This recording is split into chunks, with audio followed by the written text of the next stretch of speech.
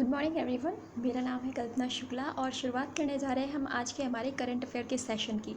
तो सबसे पहले तो प्लीज़ आप लोग वीडियो को लाइक कर दें और जितना ज़्यादा हो सकता है शेयर कर दें। और अगर आप चैनल पर नए हैं तो प्लीज़ चैनल को सब्सक्राइब ज़रूर कर लीजिएगा। तो स्टार्ट करते हैं आज का हमारा करंट अफेयर का सेशन। और आज है 29 जुलाई। तो 29 जुलाई को स्पेशल क्या होता है? आज ये दिन जो है स्पेशल इसलिए है क्योंकि आज हम मनाते हैं अंतर्राष्ट्रीय टाइगर दिवस। आपको सभी को याद होगा कि 29 जुलाई को हम वर्ल्ड लेवल पर इसे सेलिब्रेट करते हैं। और क्यों सेलिब्रेट किया जाता है? ताकि जो विश्व में ये जो टाइगर्स है जिनकी संख्या लगातार घट रही है उसको स्थिर किया जा सके, उनको बढ़ाया जा सके। क्योंकि अगर धीरे धीरे प्रजातियाँ पृथ्वी से समाप्त हो गई तो फिर हो सकता है एक दिन ऐसा भी आए कि मानव प्रजाति भी समाप्त हो जाए।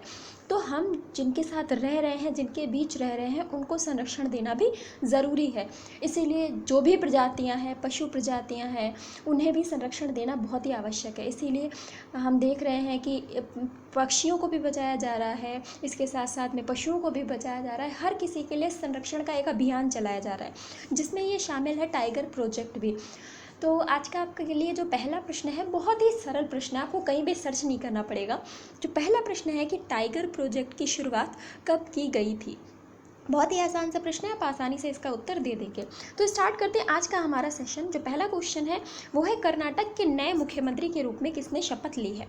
तो कल हमने क्या देखा था कि कर्नाटक के जो मुख्यमंत्री थे जिनका नाम था वी एस येदियुरप्पा, उन्होंने कल इस्तीफ़ा दे दिया था अपने 2 वर्ष के कार्यकाल को पूरा करने के बाद। और कारण उन्होंने बताया था स्वास्थ्य संबंधी कुछ समस्याएं, जिसके बाद उन्होंने अपने पद से इस्तीफ़ा दिया था। आज हमें देखने को मिला है कि कर्नाटक के नए मुख्यमंत्री बनाए गए हैं और इनका नाम है वासवराव बोम्मई। वासवराव बोम्मई इनका नाम है, रट लीजिए, याद कर लीजिए, क्योंकि अब आपको इन्हीं का नाम याद रखना है और ये मुख्यमंत्री पद पर बने रहेंगे। इनके बारे में अगर हम जानना चाहें तो बासवराव बोम्मई कर्नाटक के नए सीएम बनाए गए हैं और इनका जन्म 28 जनवरी 1960 को हुआ था। और कहाँ पर हुआ था? तो हुबली में हुआ था।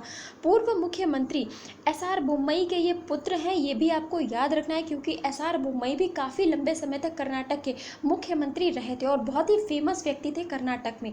तो अगर आप राजनीति में थोड़ा भी इंटरेस्ट रखते हैं तो आपने इनका नाम एस आर बोम्मई का नाम ज़रूर सुना होगा, क्योंकि मैंने तो सुना है, अधिकतर ये न्यूज़ में आते थे। तो एस आर बोम्मई के ये पुत्र हैं जो अब बन गए हैं कर्नाटक के नए मुख्यमंत्री और इनका नाम है बासवराव बोम्मई। नेक्स्ट क्वेश्चन की तरफ चलते हैं। अगला जो प्रश्न है, और ये क्वेश्चन बहुत इंपॉर्टेंट है, किसी राज्य के नए मुख्यमंत्री बन रहे हैं, इस तरीके के प्रश्न आपसे ज़रूर पूछे जाते हैं। अगला जो प्रश्न है, हाल ही में भारत के किस पूर्व महान बैडमिंटन खिलाड़ी का 88 वर्ष की आयु में निधन हो गया है? तो ये आप कह सकते हैं कि एक दुखद खबर है, क्योंकि इनका निधन हो गया है। और इनका नाम क्या है? तो इनका नाम है नंदू नाटेकर। नंदू नाटेकर इनका नाम है। इंटरनेशनल लेवल पर अगर हम बात करें, भारत को पहचान दिलाने वाले यही वो बैडमिंटन खिलाड़ी थे, नंदू नाटेकर। तो इनका कल निधन हो गया है। इनके बारे में थोड़ा सा पढ़िए कि नंदू भारत के पहले बैडमिंटन खिलाड़ी थे जिन्होंने देश के लिए अंतर्राष्ट्रीय स्तर पर पदक जीता था। तो ये बहुत ही बड़ी बात है कि अंतर्राष्ट्रीय स्तर पर बैडमिंटन प्रतियोगिता में भारत के लिए पदक जीतने वाले पहले जो खिलाड़ी थे वो नंदू नाटेकर जी ही थे। यह उपलब्धि उन्होंने साल 1956 में हासिल की थी। तो 1956 में उन्होंने अंतर्राष्ट्रीय स्तर पर कोई ऐसा पदक जीता था भारत के लिए बैडमिंटन में। तो बैडमिंटन में भारत के लिए ऐसा इंटरनेशनल लेवल पर पदक जीतना ये आसान बात नहीं है, क्योंकि आज भी आप देखते हैं तो इंटरनेशनल लेवल पर खिलाड़ियों के लिए जीतना थोड़ा मुश्किल हो जाता है। अभी हमें टोक्यो ओलंपिक इसका सा उदाहरण अपने समक्ष दिखाई दे रहा है। लेकिन मुझे आशा है कि पीवी सिंधु इस बार जीतेंगी और एक तो गोल्ड मेडल भारत के लिए बनता ही है। अब वो किसकी तरफ से आएगा ये तो फिलहाल कहना मुश्किल है, लेकिन टोक्यो ओलंपिक में इस बार बहुत कड़ी टक्कर है और अभी तक किसी ने भी गोल्ड नहीं जीता है। और हाँ, जिन लोगों को लग रहा था कि प्रिया मलिक ने यहाँ टोक्यो ओलंपिक में गोल्ड जीता है, तो वो ध्यान रखें कि वर्ल्ड चैम्पियनशिप बुडापेस्ट हंगरी में हो रही है, वहाँ पर प्रिया मलिक ने गोल्ड जीता है, ना कि टोक्यो ओलंपिक में, क्योंकि उन्होंने टोक्यो ओलंपिक में क्वालिफाई ही नहीं कर पाया था। तो यहाँ पर नंदू नाटेकर जी बैडमिंटन के खिलाड़ी थे, 88 वर्ष की आयु में इनका निधन हो गया है। नेक्स्ट क्वेश्चन की तरफ चलते हैं। अगला प्रश्न है, विश्व प्रकृति संरक्षण दिवस किस दिन मनाया जाता है? वर्ल्ड नेचर कंजर्वेशन डे कब मनाया जाता है? तो ये हम सेलिब्रेट करते हैं 28 जुलाई को।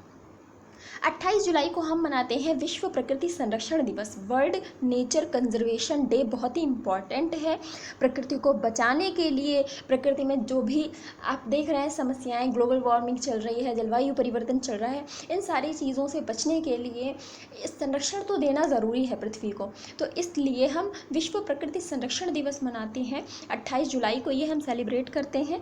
और उद्देश्य आप सबको बहुत ही क्लियर है, क्योंकि बच्चा बच्चा जानता है कि पृथ्वी को हमें बचाना है। अगर पृथ्वी बचेगी तब तो हम जीवित रह पाएंगे। नेक्स्ट क्वेश्चन है, हाल ही में 24 घंटे शुद्ध पेयजल उपलब्ध कराने के लिए ड्रिंक फ्रॉम टैब योजना किस राज्य सरकार के द्वारा शुरू की गई है? तो यहाँ पर ये योजना इसलिए बहुत महत्वपूर्ण है क्योंकि हम या आप किस भी शहर में हम लोग रहते हैं, क्योंकि हम सभी बहुत बड़े बड़े शहरों में भी रहे हैं, छोटे शहरों में भी रहे हैं, लेकिन वहाँ पर जो सरकार के द्वारा जल उपलब्ध कराया जाता है उसकी एक टाइमिंग होती है। किसी भी टाइम आप देखेंगे तो अधिकतर, जैसे लखनऊ की मैं अगर बात करूँ तो यहाँ पर सुबह 6 से लेकर के सुबह 9 बजे तक जो टैब होता है, जो सरकारी नल होता है जिसमें पानी आता है, तो वो सुबह 6 से 9 आता है और शाम को 6 से 9 आता है। तो ऐसे में क्या होता है कि बीच में आपको अपनी ज़रूरतों के लिए पानी भरकर रखना पड़ता है। अब चाहे आप बड़ी बड़ी टंकियों में उसका संचय कर करके रखें या फिर आप जिस भी प्रकार से संचय करके रख रहे हैं, लेकिन इस यहाँ पर ये जो राज्य है इसके शहर में अब 24 घंटे नल से जल आपको मिलेगा। और ये सुजल इसकी एक परियोजना है जिसके तहत ऐसा किया गया, और ये राज्य है उड़ीसा। तो उड़ीसा में नवीन पटनायक जी के द्वारा ये पहल शुरू करी गई है, ड्रिंक फ्रॉम टैब। और आप अगर वैश्विक स्तर पर बात करें तो ब्रिटेन, कनाडा, सिंगापुर जैसे कुछ ही देश हैं जहां पर 24 घंटे टैब से जल मिलता है। और अब उसी श्रेणी में शामिल होने वाला ये पुरी जो है, पुरी आपने नाम सुना होगा, उड़ीसा का एक क्षेत्र है, एक शहर है पुरी। तो पुरी में ये सुविधा प्रारंभ की गई है। अब यहाँ पर 24 घंटे नल से जल उपलब्ध कराया जाएगा सरकार के द्वारा। और सरकार ने ये जो ड्रिंक फ्रॉम टैब योजना लॉन्च करते टाइम यहाँ के लोगों को एक और बात बोली थी कि हाँ 24 घंटे जल उपलब्ध होगा, लेकिन आप लोगों को भी ध्यान रखना है कि जल को बर्बाद नहीं करना है। तो उड़ीसा इसका बिल्कुल राइट आंसर हो जाता है। इसके बारे में थोड़ा सा जानिए। ये प्रोजेक्ट सुजल मिशन के तहत शुरू किया गया है। ड्रिंक फ्रॉम टैप योजना का शुभारंभ होने के बाद पूरे शहर के हर नल से स्वच्छ जल की व्यवस्था करने वाला पूरी देश का पहला शहर बन गया है। तो आपको याद रखना है, ये वैश्विक स्तर पर भी बात हो रही है और भारत देश का पहला शहर बन गया है। तो यहाँ पर जो भी यात्री आते थे, पर्यटक आते थे, क्योंकि पुरी जो है जगन्नाथ मंदिर के लिए बहुत ही प्रसिद्ध है और यहाँ पर बहुत सारे पर्यटक आते थे जिन्हें पानी की जो समस्याएं हैं उनका सामना करना पड़ता था। लेकिन अब ऐसा नहीं होगा, क्योंकि अब पुरी में 24 घंटे किसी भी टाइम आप जब टैप खोलेंगे आपको पानी मिलेगा, वो भी पीने योग्य शुद्ध पानी। तो ये बहुत ही बड़ी पहल है भारत जैसे देश में।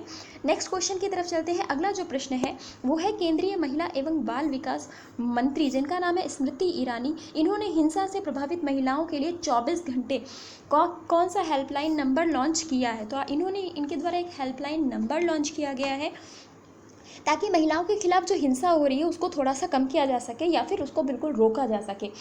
क्योंकि अगर हम वैदिक काल से आगे बढ़ने की कोशिश करें तो उत्तर वैदिक काल के प्रारंभ से ही महिलाओं की स्थिति दिन प्रतिदिन और बद से बदतर होती चली गई। आज भी महिलाओं के खिलाफ अपराध बहुत ज़्यादा हैं। तो हम अगर एक अच्छा देश बनना चाहते हैं तो हमें सबसे पहले महिलाओं की स्थिति को सुधारना होगा। तो उनके खिलाफ जो हिंसा हो रही है, जो घरेलू हिंसा होती है या बाहरी हिंसा है, उन सभी को रोका जाना चाहिए। तो यहाँ पर उसी की पहल के लिए जो हिंसा से प्रभावित महिलाएं हैं उनके लिए एक हेल्पलाइन नंबर लॉन्च किया गया है। और ये क्या है? ये है 7827170170। बहुत आसान नंबर है, आपको आसानी से याद हो जाएगा, 7827170170। तो ये नंबर लॉन्च किया गया है स्मृति ईरानी के द्वारा, जो कि हिंसा प्रभावित महिलाएं हैं उनकी मदद के लिए ये नंबर लॉन्च किया गया है। अगले क्वेश्चन की तरफ चलते हैं। जो अगला प्रश्न है वो है, सरकार ने 2018 से 21 के बीच में 2,38,223 कंपनियों को शेल कंपनियों के रूप में चिन्हित किया है। आपको बताना है कि कॉरपोरेट मामलों के राज्य मंत्री कौन है, क्योंकि इनके द्वारा ही ये जो रिपोर्ट है ये प्रस्तुत की गई है। तो 2018 से 2021 के बीच में ये एक अवलोकन किया गया सरकार के द्वारा। उस अवलोकन में ये डिसाइड किया गया कि 2,38,223 कंपनियाँ शेल कंपनियाँ हैं। अब सबसे पहले तो आपको शेल कंपनियों की परिभाषा क्लियर होनी चाहिए कि ये कौन सी ऐसी कंपनियां हैं जिन्हें हम शेल कंपनियां कहते हैं। तो काले धन को सफ़ेद धन में परिवर्तित करने के लिए कुछ कंपनियों को केवल कागज़ों पर ही आप कह सकते हैं खोला जाता है, उसका कोई स्ट्रक्चर नहीं होता है, वो सिर्फ कागज़ों पर ही होती हैं कि मेरे पास बहुत सारा पैसा है, लेकिन मैं कहीं भी उसको जाकर के, अब मैं होटल में जाकर के 10 करोड़ मेरे पास पैसा है, मैं नहीं खर्च कर सकती। तो अगर मुझे उसे खर्च करना है तो जाहिर सी बात है, अगर मैं सरकार की नज़रों में लाऊंगी तो मुझे टैक्स देना पड़ेगा, और मैं टैक्स भी नहीं देना चाहती। तो ऐसी स्थिति में मैं क्या करूँगी कि मैं अपनी कोई कंपनी दिखा दूँगी या कोई NGO दिखा दूँगी जो सिर्फ कागज़ों पर है, जो है नहीं कहीं पर, बस कागज़ों पे है, तो उसको मैं दिखा दूँगी और दिखाऊँगी कि मेरा जो पैसा है मैं यहाँ पर खर्च कर रही हूँ और अपने काले धन को सफ़ेद धन में परिवर्तित कर लूँगी। तो मुझसे कोई नहीं पूछेगा कि इतना पैसा कहाँ से आया या क्या है, तो मेरे पास एक ऑप्शन होगा। तो यही होती है वो कंपनियाँ जो सिर्फ कागज़ों पर होती है, पर रियल में उनका कोई अस्तित्व नहीं होता है। तो ऐसी कंपनियों को ही हम शेल कंपनियां कहते हैं। शेल का मतलब आप समझते हैं, खोखला। तो खोखली कंपनियां जो मात्र नाम की हैं, लेकिन असलियत में ये कोई काम ही नहीं कर रही हैं, इनका कोई स्ट्रक्चर नहीं है और ना ही ये अपनी कोई सेवाएं प्रदान कर रही हैं। तो ऐसी कंपनियों को हम शेल कंपनियां कहते हैं। और ये शेल कंपनियां किसी भी देश के लिए बहुत ही घातक होती हैं, क्योंकि ना तो ये कंपनियां टैक्स देती हैं, क्योंकि ये कंपनियां हैं ही नहीं, और ना ही ये कंपनियां किसी को रोज़गार देती हैं। तो यहाँ पर ऐसी कंपनियों को चिन्हित किया गया है और इनकी संख्या 2,38,223 बताई गई है सरकार के द्वारा। अब आपको बताना है कॉरपोरेट मामलों के राज्य मंत्री कौन है जिनके द्वारा ये रिपोर्ट प्रस्तुत की गई है। तो राव इंद्रजीत जी कॉरपोरेट मामलों के राज्य मंत्री हैं, जिनके द्वारा ये रिपोर्ट लाई गई थी, जिसमें ये शेल कंपनियों की चर्चा की गई है। तो आपको शेल कंपनियां क्या होती हैं ये भी याद रखना है, ताकि कल को कोई आपसे पूछ सके तो आप उसे एक्सप्लेन कर सको कि भाई शेल कंपनियां होती क्या हैं। तो अब हम चलते हैं हमारे अगले प्रश्न की तरफ। जो अगला प्रश्न है, हाल ही में किसने राष्ट्रीय महिला ऑनलाइन शतरंज का खिताब जीता है। तो ये ऑनलाइन प्रतियोगिता चल रही थी, राष्ट्रीय महिला ऑनलाइन शतरंज का खिताब, और ये जीता है वंतिका अग्रवाल ने। तो वंतिका अग्रवाल इसका राइट आंसर है, जिन्होंने राष्ट्रीय महिला ऑनलाइन शतरंज का खिताब जीता है, चेस कॉम्पिटिशन जो कि ऑनलाइन स्तर पर चल रहा था। तो वंतिका अग्रवाल इसका राइट आंसर है। अगला जो क्वेश्चन है, जापान के कितने वर्षीय स्केट बोर्डर जिनका नाम है मोमिजी निशिया, इन्होंने हाल ही में जापान की सबसे कम उम्र में गोल्ड मेडल जीतने वाली एक खिलाड़ी बन गई हैं, और एक बहुत ही बड़ी उपलब्धि है। इनका जो एज है वो है 13 वर्षीय, मात्र 13 वर्षीय हैं। और स्केट बोर्ड इस बार नई प्रतियोगिता शामिल की गई थी, जो 4 प्रतियोगिताएं शामिल की गई थी उनमें से ये स्केट बोर्डिंग भी थी, और इसी में मोमिजी निशिया ने गोल्ड मेडल जीता है। तो बहुत ही बड़ी उपलब्धि है, इतनी छोटी सी आयु में इतने कॉन्फिडेंस के साथ में गोल्ड मेडल जीता है, और बहुत ही अच्छा इन्होंने प्रदर्शन किया है। तो आजकल के बच्चे बिल्कुल नहीं डरते हैं।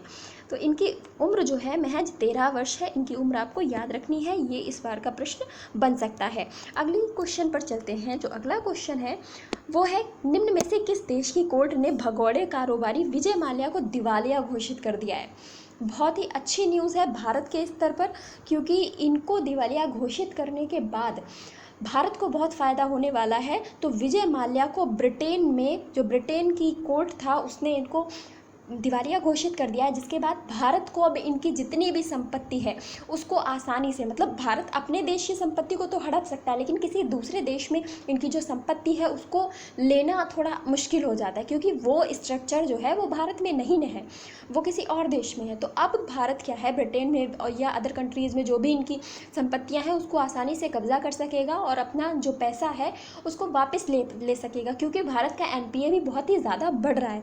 और अगर NPA लगातार ऐसा बढ़ता रहा तो भारत तो फिर कर्जे में डूब जाएगा, ये सबको पैसा दे दे के फिर भारत के पास पैसा ही नहीं रह जाएगा इन जैसे लोगों की वजह से। तो विजय माल्या को यहाँ पर ब्रिटेन में दिवालिया घोषित कर दिया है, ब्रिटेन की जो आप कह सकते हैं कोर्ट ने, और यहाँ पर विजय माल्या अपना केस हार चुके हैं, और इसके बाद भारत को आसानी है, अब भारत आसानी से इनकी जो भी संपत्तियाँ हैं उनको जब्त कर सकेगा। तो ये भारत के लिए बहुत ही अच्छी खबर है। अब भारत की RBI जो कि इतने दिनों से घाटे में चल रही है, इनकी वजह से, और भी इनके जैसे इनके और भी साथी हैं नीरव मोदी टाइप, तो उन लोगों से पैसा अब सरकार कैसे भी करके निकालेगी। तो यहाँ पर हमें देखने को मिलेगा भारत के पास पैसा आने वाला है। अगला जो क्वेश्चन है, किस देश के विदेश मंत्री एंटनी ब्लिंकन भारत के 2 दिवसीय दौरे पर आए हैं? तो आपको बताना है कि एंटनी ब्लिंकन जब कोई विदेशी देश, मतलब कोई भी ऐसा पड़ोसी देश है या फिर कोई ऐसा देश जो कि बहुत ही ताकतवर देश है, वहाँ का कोई व्यक्ति अगर भारत दौरे पर आता है तो वो व्यक्ति भी बहुत ही महत्वपूर्ण बन जाता है, और ये इनकी भारत की पहली यात्रा है। तो याद रखिएगा, ये जो है अमेरिका के विदेश मंत्री हैं जिनका नाम है एंटनी ब्लिंकन। ये भारत के 2 दिवसीय दौरे पर आए हैं। तो ये अमेरिका के विदेश मंत्री हैं, और इनकी यात्रा इसलिए इम्पॉर्टेंट है क्योंकि ऐसा कहा जा रहा है कि ये पेगासस पर भी चर्चा करने वाले हैं। पेगासस जो जासूसी हुई है, जिसके माध्यम से ये, उसका नाम है, संसद में भी आजकल ये काफ़ी चर्चा में है पेगासस। तो पेगासस जो कि इज़राइल के माध्यम से बनाया गया, डेवलप किया गया एक आप कह सकते हैं एक कंप्यूटर जासूसी करने वाला, तो इसके माध्यम से जासूसी की गई। तो इस समय काफ़ी ज़्यादा ये चर्चा में है, तो इस पर भी ये चर्चा करेंगे एंटनी ब्लिंकन, और ये भारत के 2 दिवसीय दौरे पर हैं। नेक्स्ट क्वेश्चन की तरफ चलते हैं।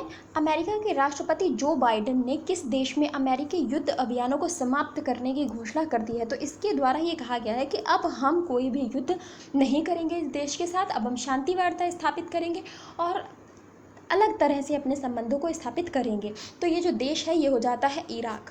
इराक के साथ में अमेरिका के अब मित्रतापूर्ण संबंध हमें देखने को मिलेंगे, क्योंकि यहाँ पर अमेरिका ने युद्ध समाप्ति की घोषणा कर दी है। जो भी इसके युद्ध अभियान चल रहे थे यहाँ से समाप्त किए जाएंगे। तो इसके बारे में थोड़ा सा पढ़ते हैं। अमेरिका के राष्ट्रपति जो बाइडेन ने हाल ही में इराक के प्रधानमंत्री मुस्तफ़ा अल कादिमी, ये भी याद रखिएगा, चर्चा में आ गए मुस्तफ़ा अल कादिमी, तो इनके साथ मिलकर इराक में 18 साल बाद अमेरिकी सेना के लड़ाकू मिशन को समाप्त करने पर समझौता किया है, जिससे इराक में अमेरिकी युद्ध अभियानों को समाप्त करने की घोषणा की है। और इसका सीधा साधा उद्देश्य है कि अमेरिका और इराक के संबंधों को बेहतर बनाना, ताकि वैश्विक स्तर पर अमेरिका अपने मित्रतापूर्ण संबंधों को अच्छा कर सके और सभी की मदद कर सके, क्योंकि अमेरिका एक ताकतवर देश है, और जाहिर सी बात है एक ताकतवर देश को लोगों के लिए उदाहरण बनना चाहिए और ना कि सबके खिलाफ होकर बैठे रहना चाहिए। तो यहाँ पर अमेरिका ने एक अच्छी पहल की है, हमें देखने को मिली है। तो ये राइट आंसर इसका हो जाता है इराक, और इराक के जो प्रधानमंत्री हैं मुस्तफ़ा अल कादिमी, इनका नाम भी आप याद रखेंगे। तो ये था हमारा आज का सेशन। कैसा लगा ज़रूर बताइएगा, और प्लीज़ वीडियो को शेयर ज़रूर कर दीजिएगा। Thank you so much.